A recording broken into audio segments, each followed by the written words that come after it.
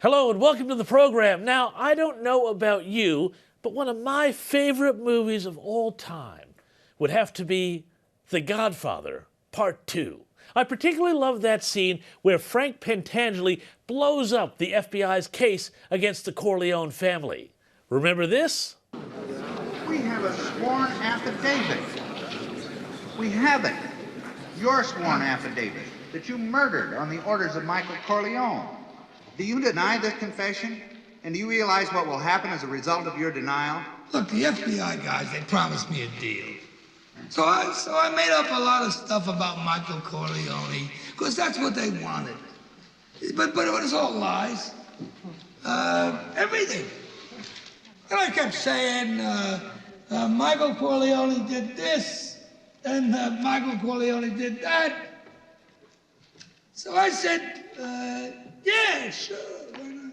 Well, in a sense, he kind of prefigured a lot of what we've found out about the Russia conspiracy theory and how the media fell for it hook, line, and sinker. What am I talking about? Let's find out as we go busting the narrative.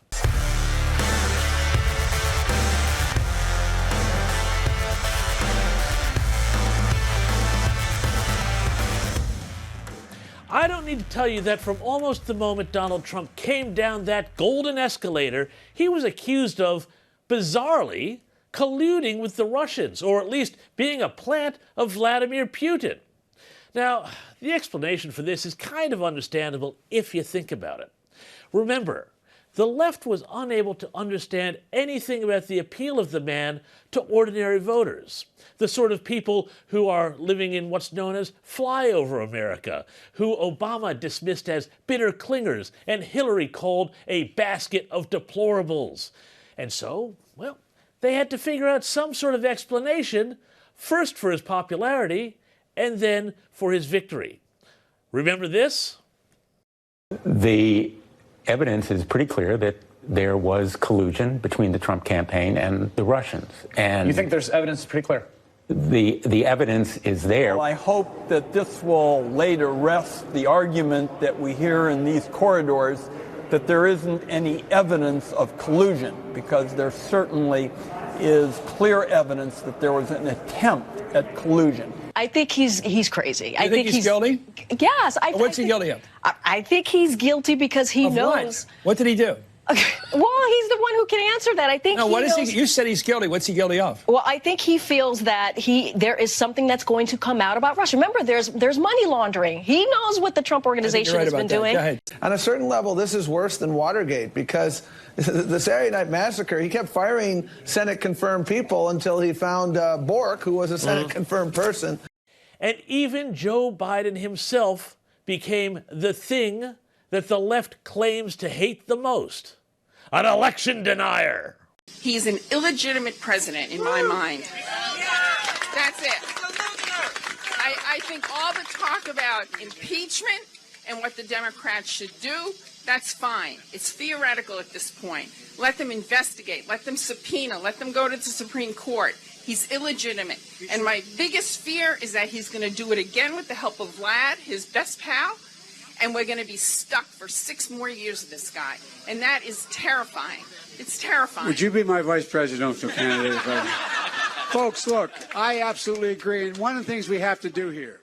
But now we know that, in the words of Frank Pentangeli, who, unlike Trump, was guilty, it was lies, all lies. As the New York Post reported this week, quote, Special Counsel John Durham completed a 4-year review of the FBI's investigation of allegations Trump's 26th campaign colluded with Russia.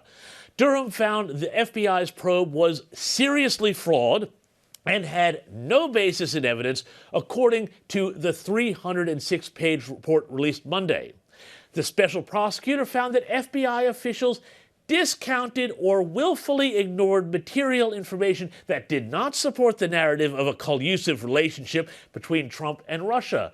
And Durham also found investigators put too much faith in information provided by Trump's political opponents and carried out surveillance of Trump campaign advisor Carter Page without genuinely believing there was probable cause to do so, unquote. That from the New York Post. Now, obviously, this report has left a lot of the media with a huge amount of egg on its face. Weirdly, one of the few people who got it right was CNN's Jake Tapper, who was trashed by his mates on the left for saying the obvious. Regardless, the report is now here. It has dropped, and it might not have produced everything of what some Republicans hoped for. It is, regardless, devastating to the FBI, and to a degree, it does exonerate Donald Trump. Now, I'd go further.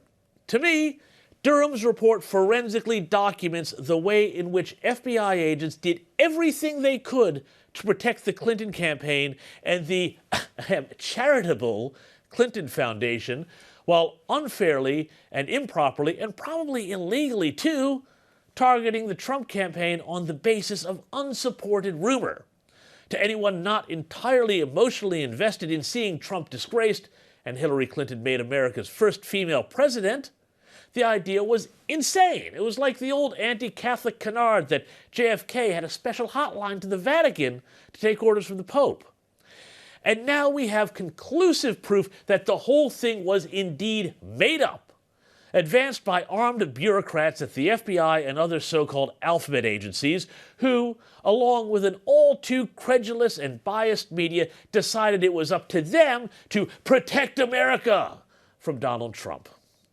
Indeed, if the media did want to do some real journalism about the broken state of American politics, they might instead look at the way federal law enforcement and intelligence agencies have become the Democrats' de facto secret police, protecting the left while hounding conservatives. Thanks for watching. I am James Morrow, and to support this channel, please like, share, and subscribe below. And I'll see you next time for more Busting the Narrative. Bye-bye.